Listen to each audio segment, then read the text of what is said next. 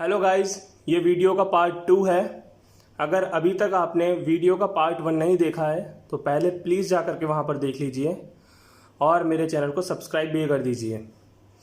मैं वीडियो का पार्ट 2 लेकर के आया हूँ, इसको समझते हैं। लेकिन इससे पहले पार्ट 1 ज़रूर देख लीजिएगा, उसका लिंक डिस्क्रिप्शन में है। यहाँ पर हम मान लेंगे A, यहाँ हम मान लेंगे B और यहाँ हम मान लेंगे C। अगर याद रखिए यहाँ पर 3 चीज़ें हैं, MgO2 MgO, तो हमने मान लिया ABC।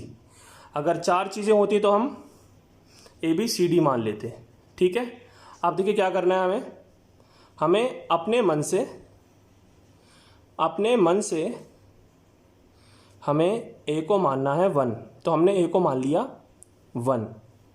उसके बाद हमें क्या करना है, अब देखिए यहाँ पर लिखा है Mg, और हम M और G को अलग अलग नहीं कर सकते क्योंकि Mg का मतलब होता है मैग्नीशियम। अगर अलग कर सकते तो हम अलग कर देते, लेकिन नहीं कर सकते तो हमने Mg का Mg लिखा है।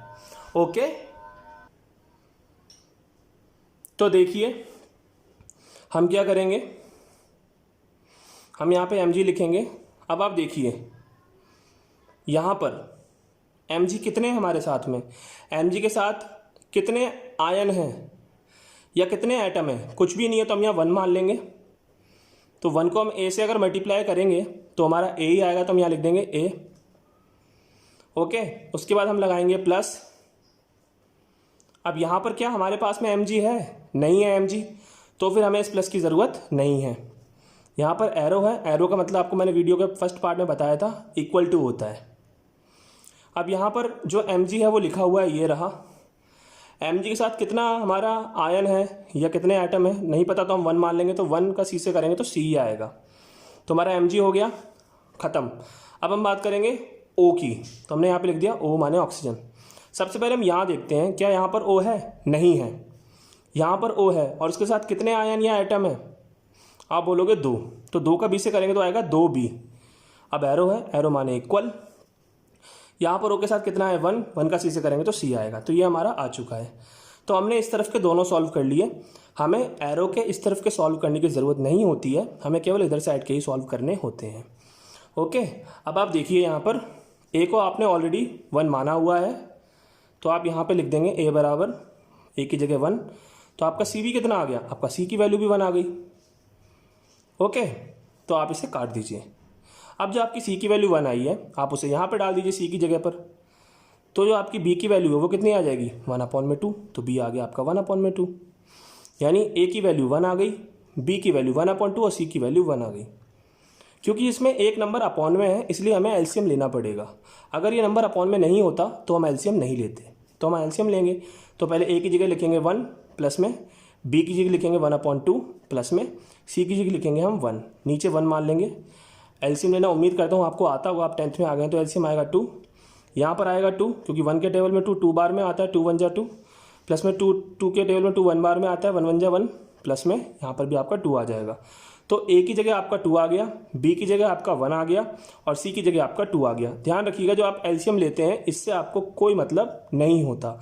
तो आप A की जगह लिख देंगे 2, B की जगह लिख देंगे 1 और C की जगह लिख देंगे आप 2। अब आप इस इक्वेशन को कैसे लिखेंगे आंसर में वो देखिए, Mg था, आप उसके आगे 2 लिख देंगे क्योंकि आपका A2 आया है, तो 2Mg प्लस में O2 के आगे आप जो आपका 1 लिख देंगे क्योंकि B आपका 1 आया है, तो 1O2 और एरो मार के जो आपका MgO है उसके आगे आप लिख देंगे 2 क्योंकि आपका C2 आया है।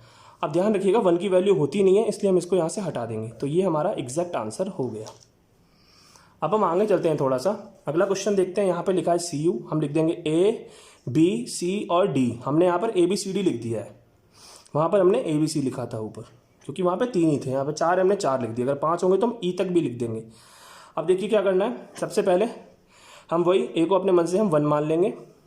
अब देखिए हम लिखते हैं Cu, क्योंकि पहले हमें यहाँ Cu दिया है। अब Cu के साथ कितने आयन है या आइटम है, 1 मान लें, कुछ नहीं है तो 1 का ऐसे करेंगे A आएगा, प्लस में यहाँ पर Cu है क्या, नहीं है, तो प्लस लगाने की हमें ज़रूरत नहीं है। एरो है, सीधे इक्वल डाल देंगे। फिर हम Ag, यहाँ पर भी Cu नहीं है तो हमें कुछ नहीं करना। यहाँ पर Cu है, कितना Cu है, 1 Cu है यहाँ पर, तो हम यहाँ पे 1 लिख देंगे। ठीक है, हमने यहाँ पे लिख दिया 1। और यहाँ पर 2 था, सॉरी मैं भूल गया था लिखना, लेकिन फिलहाल हम CU की बात कर रहे हैं तो इस 2 से हमें कोई मतलब नहीं, तो हमने लिख दिया यहाँ पे, मान लीजिए हमने यहाँ पे 1 लिख दिया है, तो 1 का जब D से करेंगे तो D आएगा, तो CU हमारा ख़त्म हो गया। अब हम बात करते हैं AgNO3 की। याद रखिए इसमें कि हम इस क्वेश्चन के अंदर N को और O को अलग अलग कर देंगे। याद रखिएगा, बहुत ध्यान से बता रहा हूँ मैं आपको कि हम इस क्वेश्चन में N को और O को क्या कर देंगे, अलग अलग कर देंगे। और Ag को हम अलग नहीं कर सकते क्योंकि Ag माने सिल्वर होता है, तो पहले Ag लिख लेंगे हम।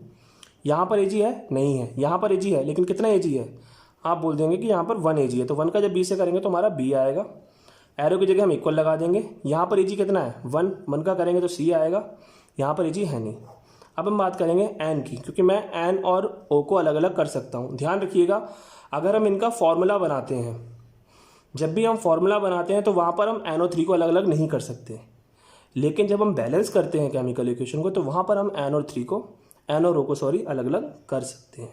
ठीक है, तो हम यहाँ पर अलग कर देंगे N को। तो अब यहाँ पे N कितना है, 1 है, तो हम 1 का मल्टीप्लाई करेंगे B से, तो यहाँ पे B आएगा, एरो की जगह बराबर आएगा। यहाँ पर N है नहीं, यहाँ पर N है। अब यहाँ पे N कितना है, 1 है, कुछ नहीं है तो 1 मान लेंगे, लेकिन ध्यान रखिए N के यहाँ पर ब्रैकेट के बाद 2 लिखा है, तो पहले से 1 का मल्टीप्लाई करोगे 2 से, तो अब N कितने हो गए हमारे 2, तो 2 का D से करोगे आ गया 2D, तो हमारा Ag खत्म हो गया, N खत्म हो गया। अब हम बात करेंगे O की। यहाँ पर O कितने हैं, 3 का B से करेंगे हमारा आएगा 3B, एरो की जगह बराबर आ गया। यहाँ पर O नहीं है, यहाँ पर O है, कितना O है यहाँ पर हमारा 3 है, लेकिन उस 3 का 2 से मल्टीप्लाई करना पड़ेगा जो बाहर है, तो 3 दूनी 6, तो 6D आ जाएगा हमारा O। अब हमारा इस तरफ का सारा सॉल्व हो गया है, तो हम इसको इतना ही रोक देंगे। हमने A की जगह 1 माना था, वो हम यहाँ पर अब जो हमने A की जगह 1 माना था वो हम यहाँ पर पुट कर देंगे, तो हमने A की जगह 1 पुट कर दिया। जहाँ जहाँ पर A है यहीं पर A था और कहीं नहीं था, तो हमारा D आ गया 1, A के साथ हमारा D भी आ गया 1। अच्छी बात है, बहुत अच्छी बात है। अब जहाँ पे हमारा D आ चुका है तो D की वैल्यू हम यहाँ डाल देंगे, जहाँ जहाँ पे हमारा D है लिखा हुआ हम वहाँ पे D की वैल्यू जो है वो डाल देते हैं 1। तो यहाँ पर हमारा B निकल करके आ गया 2, और यहाँ पर भी हमारा जो B है वो निकल करके आ गया 2। तो यहाँ पर आपका जो B है वो 2 तरीके से निकल करके आ गया है, कोई से वाला मान लीजिए आप, तो आपका B जो है वो 2 आ चुका है। ओके, अब जो आपके B है वो 2 है, वो आप यहाँ पर डाल दीजिए B की वैल्यू, तो आपका CB कितना आ गया 2। तो आपका ABCD चारों आ चुके हैं। और क्योंकि यहाँ पर कोई भी जो आपकी ABCD की वैल्यू है वो अपॉन में नहीं है, तो इसमें एलसीएम लेने की जरूरत नहीं है। A की जगह आप लिख दीजिए 1, D की जगह लिख दीजिए 1, C की जगह लिख दीजिए 2 और B की जगह लिख दीजिए 2। आपका जो आंसर है वो बनेगा CU के आगे आपको लगाना पड़ेगा 1, क्योंकि A की वैल्यू 1 आई है, लेकिन 1 की वैल्यू होती नहीं इसलिए मैं लगाऊंगा नहीं। प्लस में AgNO3 इसके आगे मैं लगाऊंगा 2, क्योंकि B की वैल्यू 2 आई है, एरो मार करके Ag के आगे मैं लगाऊंगा 2, और CuNO3 के आगे मैं लगाऊंगा 1, क्योंकि D की वैल्यू 1 आई है लेकिन उनकी वैल्यू होती नहीं है, तो आप उसे हटा भी सकते हैं। तो आपका जो ये आंसर है एग्जैक्टली वो आपका आ गया। अब एक क्वेश्चन जो है, ये वाला क्वेश्चन जैसे आप देख रहे हैं यहाँ पर, अब इसमें यहाँ लिख देंगे आप A, यहाँ B, यहाँ C, यहाँ D और यहाँ पर E। यहाँ पर आप BA को अलग नहीं कर सकते क्योंकि ये बैरियम है, ये अलग नहीं हो सकता, लेकिन आप O और H को अलग कर सकते हैं। O को आप यहाँ पे 1 मान सकते हैं, 1 का 2 से मल्टीप्लाई आपको करना पड़ेगा, तो आपका यहाँ 2A हो जाएगा। इस तरह से हो जाएगा। यहाँ पर आप NH4 के अंदर N को अलग कर सकते हैं और H को भी अलग कर सकते हैं, याद रखिएगा। लेकिन फॉर्मूला जब आप इनका बनाते हैं उस समय पर आप इनको अलग नहीं कर सकते, लेकिन आप इस तरीके से केमिकल अगर आपको बैलेंस करना है इक्वेशन तो आप इन्हें अलग कर सकते हैं। तो आई होप कि आप इसे कर लेंगे। आप Cl को अलग नहीं कर सकते क्योंकि ये क्लोरीन होता है, ठीक है। H2O को आप अलग कर सकते हैं, H और O को, NH3 में N और H को अलग कर सकते हैं। तो इस तरीके से आप किसी भी क्वेश्चन को सॉल्व कर सकते हैं। एक इक्वेशन ये है आपके सामने, मैं इसे कर देता हूँ, आप इसे मान लीजिए, इसे B मान लीजिए, C मान लीजिए, D मान लीजिए, ठीक है। अब देखिए A की जगह 1 मान लिया, आपने लिखा Fe में 1 का ऐसे करोगे तो A ही आएगा, यहाँ पर Fe है नहीं, इक्वल लगाया, यहाँ पर Fe कितना है 1 का C से करोगे C आएगा। उसके बाद में आपका Fe खत्म हो चुका है। अब नंबर आया आपका CuSO4 का, इसमें Cu को आप नहीं कर सकते क्योंकि ये कॉपर है, तो आप यहाँ पे Cu का Cu लिख देंगे। अब Cu की वैल्यू कितनी है, कुछ नहीं है, हम 1 मान लेंगे, तो 1 का B से करेंगे तो हमारा ऑलरेडी B आएगा, एरो की जगह हम इक्वल डाल देंगे, ऑलराइट। और यहाँ पर हमारा Cu है नहीं, Cu हमारा यहाँ पर है, तो यहाँ पे 1 मान लेंगे तो 1 का D, तो हमारा D आ गया। अब SO4 में हम S और O को अलग कर सकते हैं, क्योंकि यहाँ हम केमिकल इक्वेशन को बैलेंस कर रहे हैं तो अलग कर सकते हैं, लेकिन अगर हम फॉर्मूला बनाते तो अलग हम नहीं कर सकते थे। तो यहाँ पर हम एस और ओ को अलग कर सकते हैं। हमने एस को अलग किया, यहाँ पे एस हमारा कुछ नहीं, हमने 1 मान लिया। 1 का हम बी से करेंगे तो हमारा बी आएगा, इक्वल टू यहाँ पर हमारा एस 1 है, 1 का सी से करेंगे सी आएगा।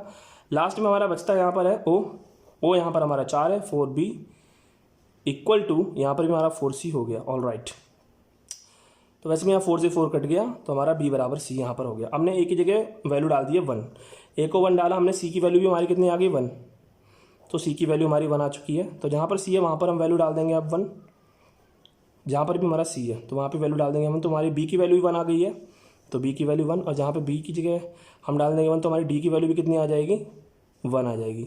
यानी ये इक्वेशन ऐसी है जिसमें a b c d इन चारों की वैल्यू 1 आ रही है।